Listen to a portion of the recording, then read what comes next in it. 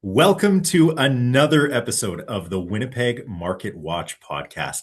You guys, it's Keenan Brown. I'm here again with my co-host Denzel Soliven, and we are late in the month of July. So we are going to be talking about data that is kind of old, but once again, we're in this situation because Denzel and I have been so busy transacting in real estate.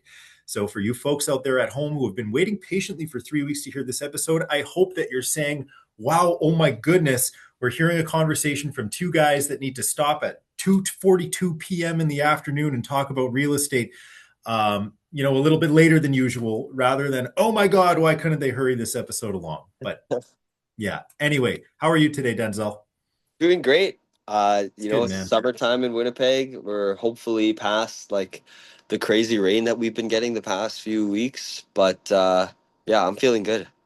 Me too, dude. And many a basement has been ruined by the Winnipeg weather this year. I spent a huge amount of my time in June talking to both buyers and sellers alike, and the agents, by the way. The amount of calls I got from buyers agents about my listings saying, "Show me a picture of that basement right now," during the June rain period was quite something and rather stressful because water gets in and it happens. But um, as for the market writ large here, I mean, to me, June was a month that felt incredibly different than the rest of the year we've had in 2026 so far. And I would say 3 weeks into July, I'm feeling like it's pretty much a direct continuation.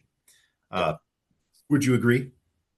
Yeah. I mean, obviously there was some sales that happened in June that were great.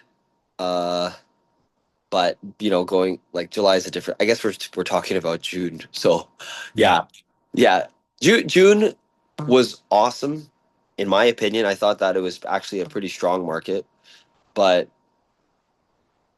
you only have until probably as it tapered off and got closer to the end of June, you certainly could feel it starting to slow down. Absolutely. And while things were at, I felt like we were operating at a pretty high clip for most of the month and that things were selling. But as we'll get to in a second, for a lot of reasons, the attitude and the vibe definitely shifted in a meaningful way. Yeah. So you could look at just the HPI chart and see that in June we hit 463,900.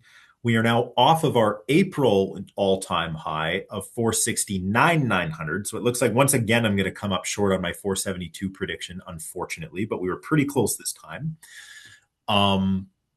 That leaves us up almost 6% year to date. It leaves us down about 0.4% month over month and just about 2.68% above the highest we ever got in 2025. Now, with all of that in mind, we're just talking about how June and July so far felt like a very slow, like, maybe more buyer favored month than anything that we've seen. But we're talking about being a point and a half off the all time high. Denzel, before we dig into the data, do you want to just explain to the people at home why things feel that way despite the pricing being where it's at? Well, you and I had a pretty lengthy conversation off camera here about that, and it's more so that in the summer, people aren't focused on real estate. Let's be honest, right? Between real estate agents and people of the public or the members of the public, there's so much more to do in the summer than go look at houses to buy. There is. You got the families who have their kids in school from September to June looking to uh, go to the lake.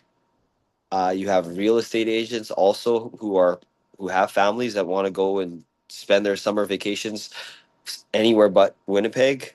And really just prioritizing family over I guess you could say business, which is good.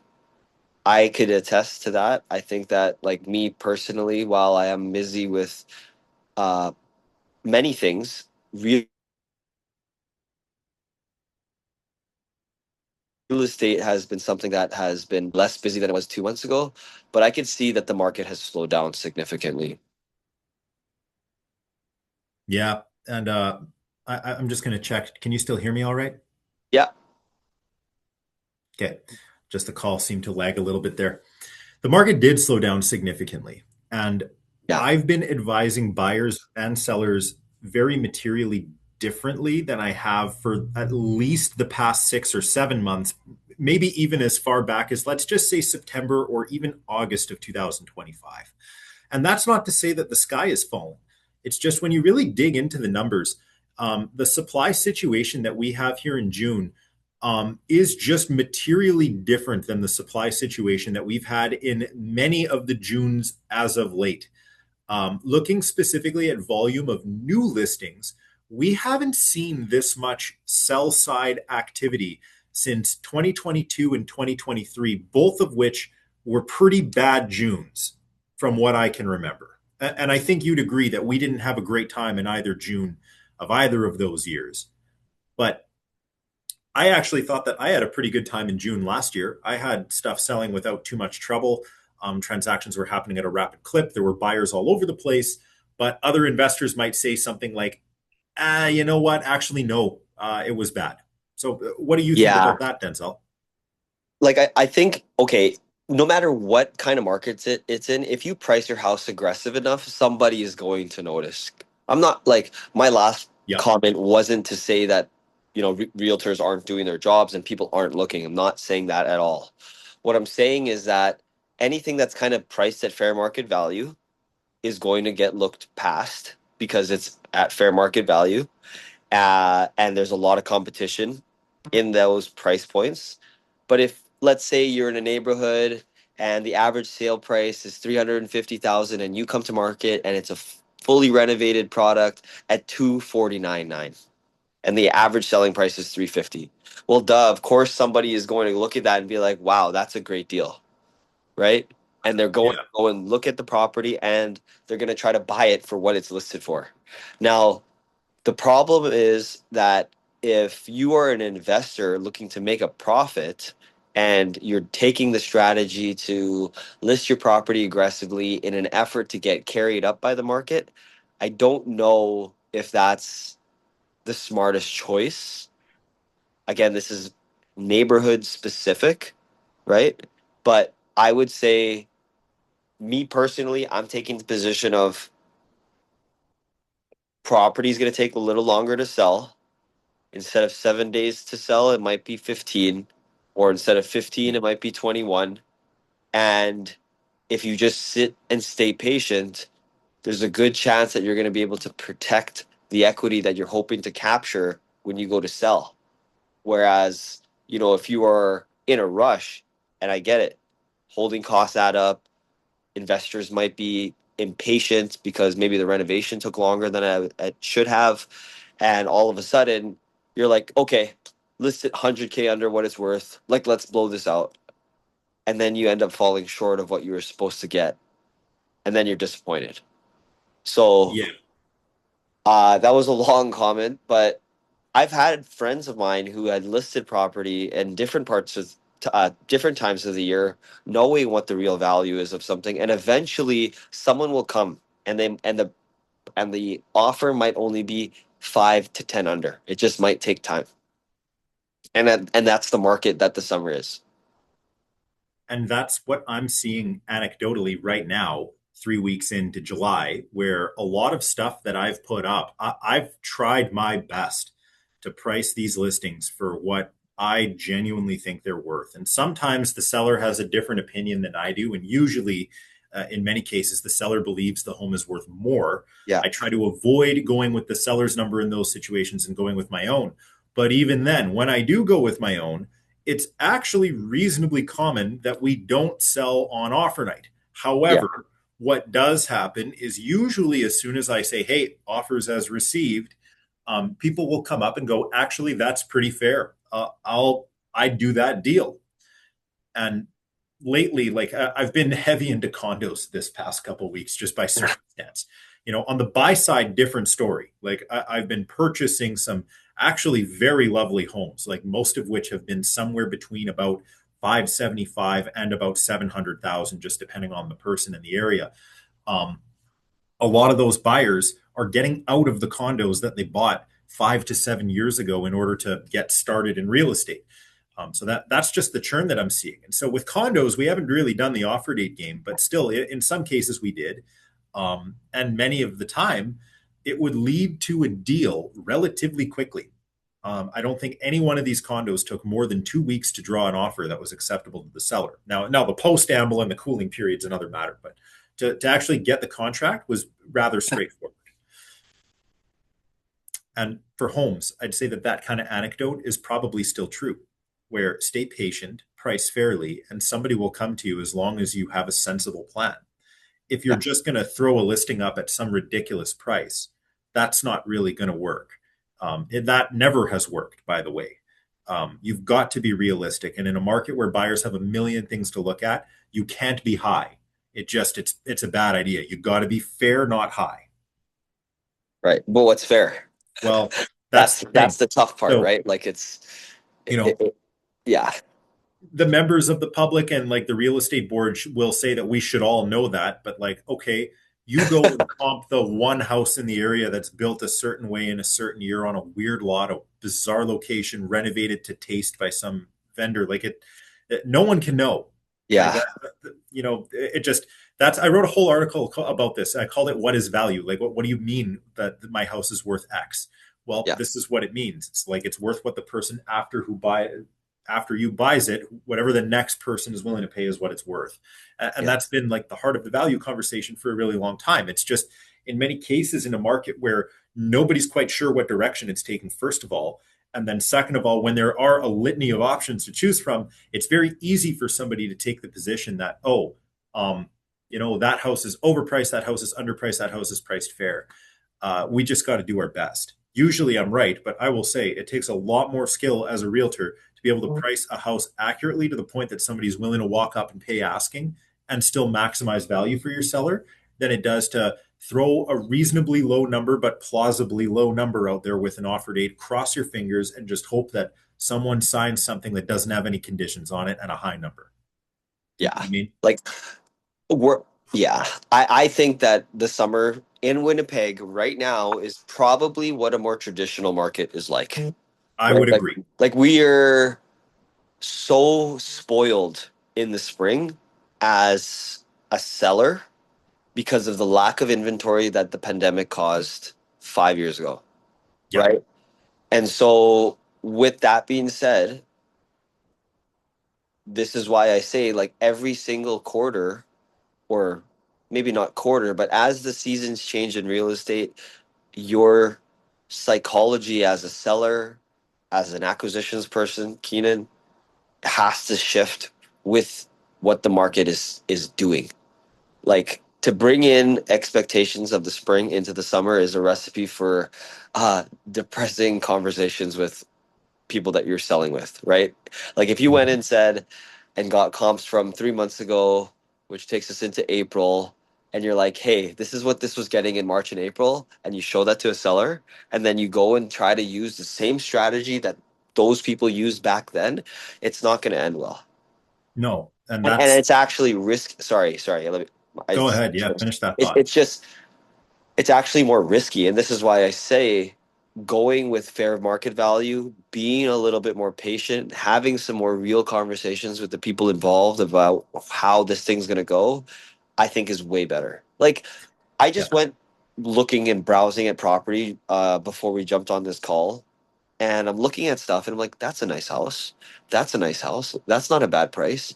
And I look at the days on market, and it all missed. Go figure. And it's not because they're bad houses. I mean, the pictures look great.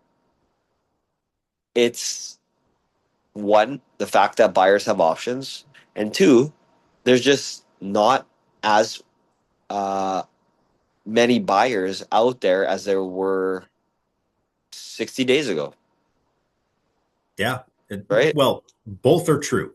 So, from the perspective of a guy that represents both buyers and sellers, the advice that I've been giving to buyers is write an offer on offer night because chances are the seller is going to be relieved to see that. Even if it's not the number they wanted, the fact that you wrote is often enough to make a good thing happen for you. And I have seen stuff sell on both the buy and the listing side on offer night for less than asking lately, more so than I've seen in a very long time. And the data actually supports that. We'll get to that in a second. But the rate at which homes are selling over list versus under is the lowest that it's actually been in quite a while. We are now back to like kind of winter months sort of rates. It's just the supply situation has changed the marketing. And you said something actually really astute about the spring strategy and the copy trade kind of idea here, where a lot of people who would have theoretically wanted to do an April strategy, or they, their neighbor on April 1st lists their house for $399 and they get, let's just say 482.5. If you go 399 for the same house in July of whenever, it's not going to go great. It's just, it's one of those things where you could very well end up selling for 425, and that house might legitimately be appealing to somebody at 450 or more at this point. Now, there are still markets, absolutely, where I think offer dates are the right way to go, and I will still put an offer date on most listings. Not all, but most. Just to ensure that if there are by chance two people who are willing to fight over it, then we've created an opportunity for that to occur, first of all.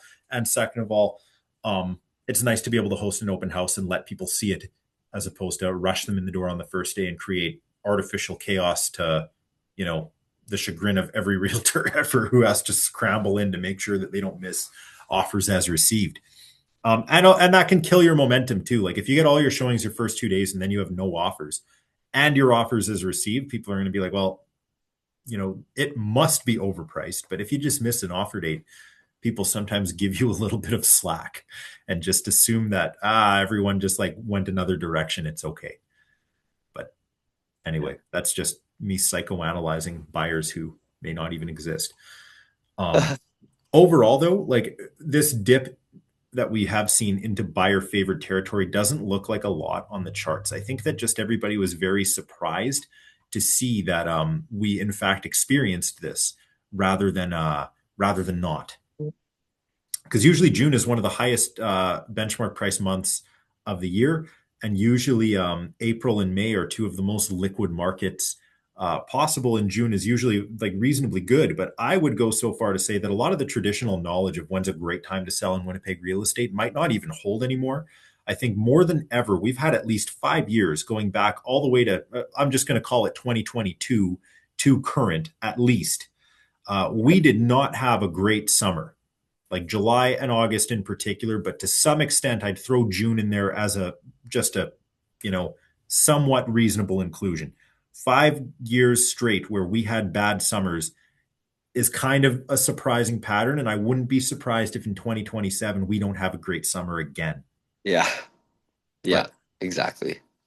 Like it would take something drastic to occur to really shift our market into what it was back in 2019.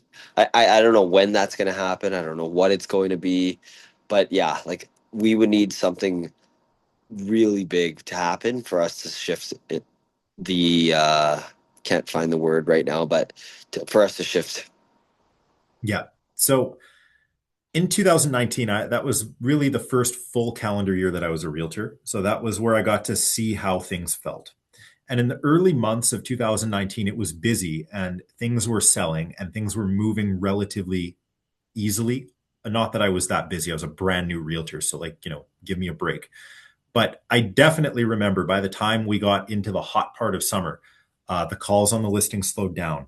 The buyer leads just stopped appearing kind of out of thin air. When people would write an offer, the offers were usually low. Agents were calling me, begging me to write on their listings, which that didn't happen again for a while after 2019. We had situations where there was just basically chaos in some areas and multiple offers on some products, but the vast majority of them would sit. And as a newer guy, I remember writing offers in multiples and being kind of nervous because it's like, oh, I thought if you wrote an offer, like you were basically guaranteed to buy the damn house. But not then. You'd sometimes get an offer date in Charleswood or wherever, pick the spot. Yeah. But nonetheless, 2019, we also had, I think, low to high 4% up, and we ended up 1% up on the year by the time it was all said and done. Yeah. I don't know that a lot of people in the market right now are mentally prepared to go back to something like that. Like Yeah, we're up no. 6% and we're talking about how the market's shit. Not literally, but like you know what I mean? Yeah, You yeah. know? And that's what I'm saying. Like, I think that to avoid that the shock and the disappointment, if you're an agent, it's really, really important that you understand that the market changes in the summer. Hmm. If you're an experienced person in real estate, the market changes in the summer, it changes in the fall, and it changes in the winter. The past two Yep. years, we've had early springs, I would say, right? Like Januaries have been busier than what traditionally a January would be, right? Yeah. Because there's Oh no yeah. listings, right? There's no listings. Right after New Year's, people are getting right back to it. They're going back to work, da da da, and they're able to, well, not able to, but buyers have to fight for houses. Now there's enough for everybody, and people are like, oh no, like now my house is worth nothing, and that's not the case. So it's just got to be a little bit more patient. And this is kind of why in my business I've tried my best to only buy property in cash, especially if possessions are in Q2. Yeah. Well, in Because if Q2 is a dangerous possession period for this reason. yes, You know like you what I mean? have to be prepared, unless it's like touch and go, and I've had some of those, but unless you're prepared uh, to execute your renovation like quickly and do a good job of it, fine. But a Q2 possession, you better be prepared for if you happen to go past that late June period, that July is going to be much different. And it doesn't mean that your house is worth like 10% less though. That's not what I'm saying, right? Of course not. But it literally, like, if you just go month over month, you said it was 0.4% that we're down. Down zero Right. point 0.4, which really what that means more than anything is that pricing isn't escalating anymore. And Yeah. usually when people see pricing escalate, that's when they feel like the market's hot. Even if prices are very high, if they're coming down, people feel like the market's suddenly not good anymore because they know what it was. Yes. And That that doesn't change. Yeah. but no, of course not. It's like in any market that's the case. Like everybody might remember in 2022, people were excited about the S&P 500, like the SPY being 5,000 was a big deal. It's like, what's it at today? It's probably in the high sevens. If it went back to 5,000 right now, it would be the end of the bloody world. Yeah. Yeah, Yeah. it's at 7408. You know what I Yeah. mean? Like Yeah. people would shit a chicken if it went to 5,000, but that was a cool thing back then. Like Yeah. that was like a big deal. And with property, it's no different. It's just a different form of property and a different form of pricing psychology. Your neighbor got 505 for their house, and oh my goodness, I have the same thing. It's now 480. I'm so unlucky. Like, what's wrong with me? What's wrong with the world? Like, well, some of this is luck, man. If we all knew what property was worth to a T and it was fully liquid and perfect, then there'd be no point in realtors and everything would just be like totally easy and super simple. But the fact is, nobody knows it. Yeah. Nobody. Yeah. Not me, not Denzel. We're all just guessing. And the Yeah. people who guess better make more money. Yeah. That's so clip that. Anyway. You got it. You got it. You got it. Anyway, with that in mind, I don't want to be discouraging to people to say that, don't list your house. I actually literally wrote in the article, if you are a seller and you have the ability to wait a minute, consider it. Um, Obviously, lifestyle decisions and there's bigger implications than just maximizing the value of a single asset sale. And as an investor, you don't really get that luxury. And as a home buyer or a seller, it almost doesn't matter. For the main reason being that if you're going to take a little less on your listing, chances are you're probably also going to buy a better deal. And I've seen that play out multiple times over the past 3 weeks, maybe even 7 weeks, let's just call it, where I've had home buyers walk up to houses that were what I would describe as a darling house, like a very well done, beautiful home that was priced attractively and should sell, and buy these for numbers that I thought were like, wow, that's pretty good, you guys. Like, Yeah. you should be impressed with that bungalow in Bridgewater that has a fully finished basement, a cute landscaped yard, an insulated garage, and a master bedroom with a walk-in closet and an ensuite for way below 600. Um, Yeah. that probably shouldn't have happened. that house comps at 625 to 650, Yeah. like, Yeah. so now Yeah. if those buyers on their home, let's just say they sell for 10 grand less than they wanted, is the world over? No. Like, no, because they bought That's so still, well. They yeah. probably made 30 or 40 on the buy just by virtue of showing up. Yeah. So if you sell and you're short 10, you're still up 30. Not a bad trade, especially when it's not an investment. When it is an investment, you need to win every time, and that's just not possible. Like, we both know that if 8 out of 10 are winners and one's a break even and one's a loser, then that's like kind of rate to Yeah. trade real estate, and that's why you need to keep transacting and uh, just hope you don't get unlucky and be smart. But um, being Yeah. careful is the name of the game. So Exactly.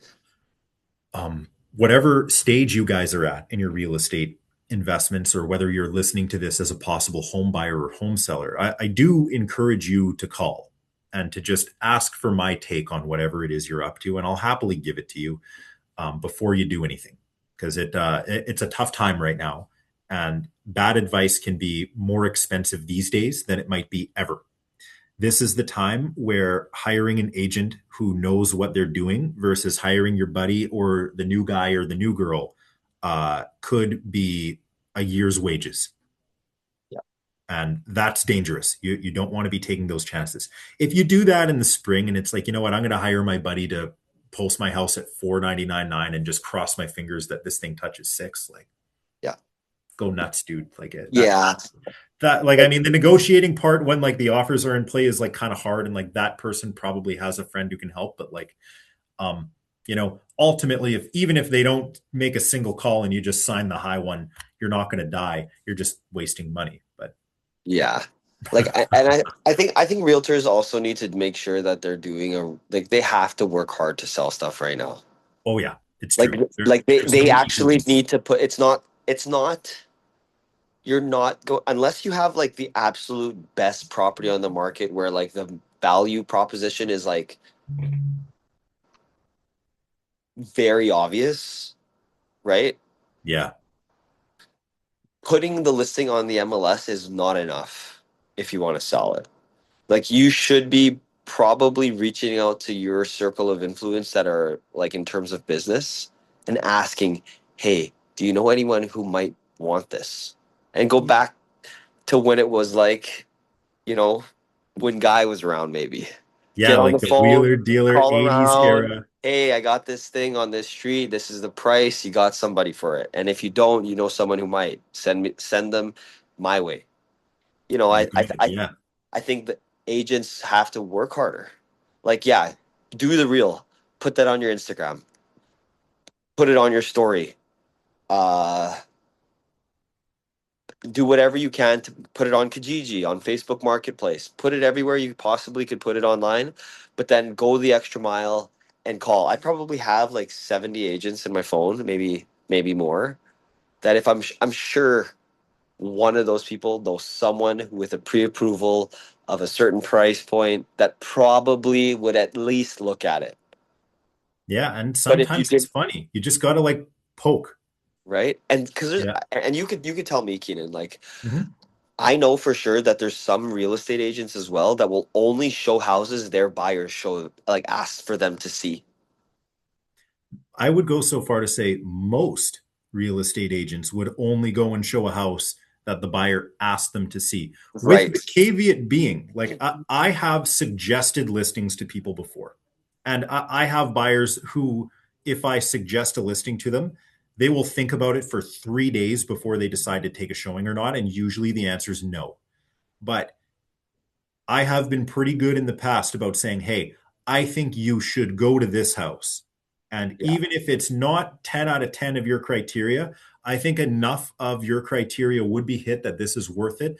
Um, Probably there's a value conversation in there too. And that has led to deals this year several times. Yeah. Like, and yeah, But yeah, and hey, I've that's why suggested you're good at your houses to job, people man. too. Well, that's really what being a realtor is about, is you're You're a supposed to be the salesperson. Like, connector of people, right? yes. Like, um being an intermediary means that you need to make a connection. And so if you don't have the ability to do that and you're kind of just waiting for the offer to drop, that's okay. But even if you have an overpriced listing, like believe me, I do. Like I think I have 11 or 12 actives right now, and it's going to get higher unless something sells like today or tomorrow, which at any point, like who the heck knows, right? Yeah. Like people are seeing stuff all the time. Like offers can get dropped literally whenever. And that's summer real estate too, by the way. So for you out there who are thinking about becoming a realtor, just know that summer as a realtor means that at any point an offer falls in your email and it's time to work. So Yeah. like no more getting drunk on the dock, no more fucking golfing. Oh, sorry, I've never once said that on this podcast. Oh, he's a Yeah. gangster now. Yeah. No, so no more golfing, no more getting drunk on the dock, no more like fooling around. Like if somebody shows up and they drop this offer, like you're working, like you just Yeah. have to. Yeah. That's that. Yeah. And that falls out of the sky. In the spring, you have a very regimented life where it's like, I have offers Tuesday, Wednesday, and Thursday. I'm showing houses each evening and each afternoon. And then this buyer can only shop on these days. So I'm going to have to do this offer night that's like probably going to be less busy on the night that I can show this. And it's more of like a logistics structuring kind of exercise. But in the summer, it's more of like a constantly alert, like a, Japanese bush warrior style real estate where you just got to like snap, like eyes wide open, like wide awake and jump. You can't get too comfortable. And Yeah. it's really hard without a team to be able to take even a second off in summer, because if you miss it, you're fired. And nobody wants that to be the case. And no seller wants to find out that their realtor's 2 margaritas more than they should have been deep at Earl's Main and forgot to check their email and missed an offer. That's not great. And I know it happens. Yeah, So, for sure. but anyway, I digress. It's actually cool if you want to go golfing, you guys. Like, live your life. You only live once, and it's fine. But like, but check your phone. Like, I mean, Yeah. I have a really hard time getting a hold of some of you folks, and some of you guys, you answer me and you answer me quick, but um, that's all right. This is coming from a guy who's recording this episode. It's now 3:15 p.m. And I have not materially stopped talking except to sleep since probably Sunday at 11 a.m. Oh my gosh. Yeah. You're a machine. Well, I guess I could say the same. Yeah. Like it's been crazy busy still. And that's just I, yeah. Not everyone is a high performer in the market, and that's okay. Yeah. That's all right. Of course. But it's just something to consider and be aware of, that like the I guess the driving point here for me that I would like to share with the audience is just that the market's changing.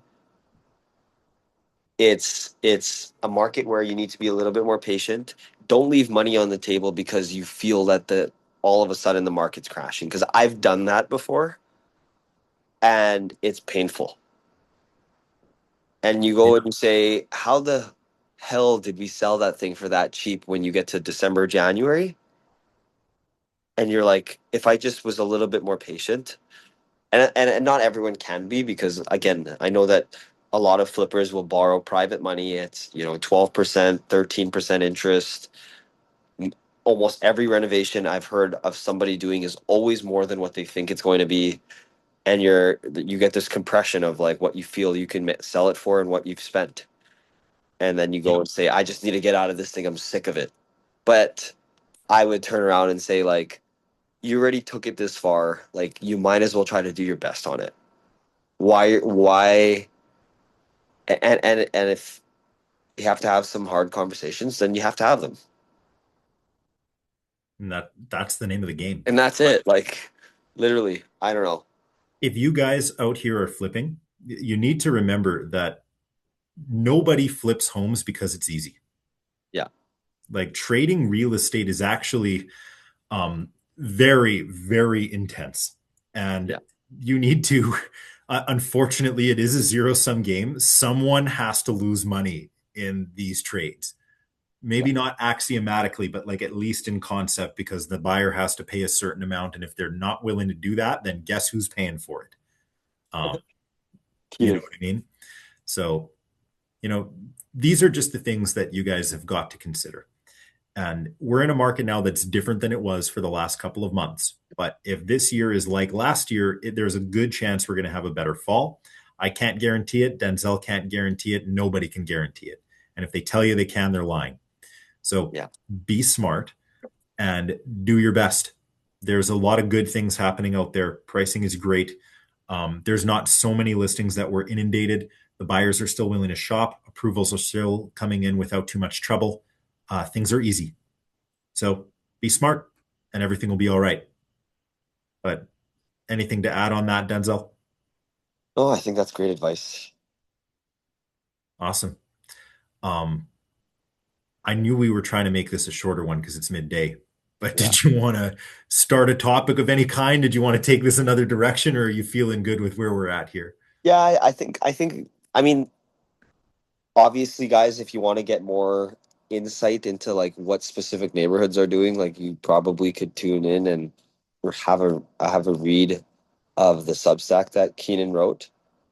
Mhm. Uh, but I think from like just like a sentiment standpoint, from two guys that are participating in the market constantly, that is where we stand.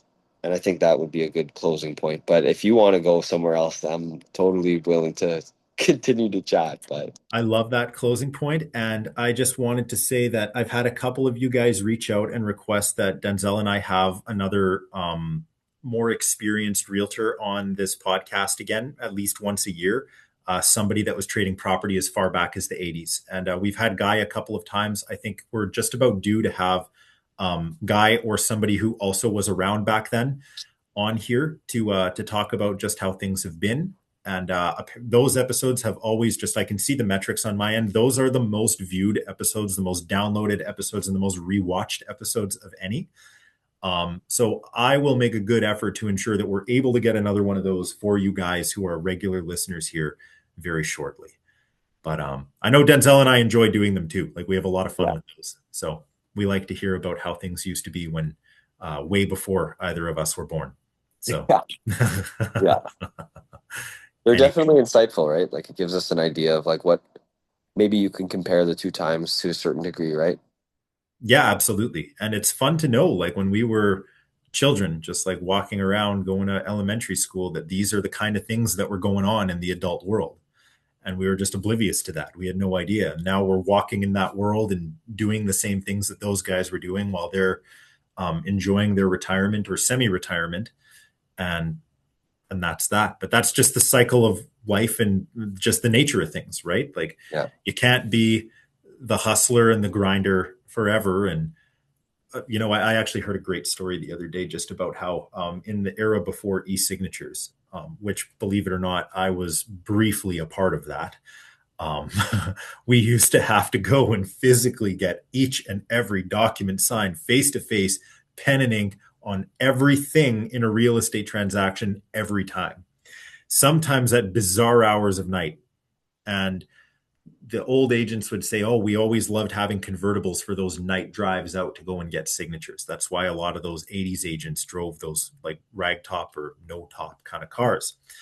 And when I told a couple of the younger guys at the new office about that, they thought that I was just like totally joking. Like, why on earth would that have been a requirement to go and do these night signature drives? And why would I, of all people, have had to experience that? And I told them, like, look, this only was allowed in like 2021 or two, you guys. This is like still not new. And they're like, what?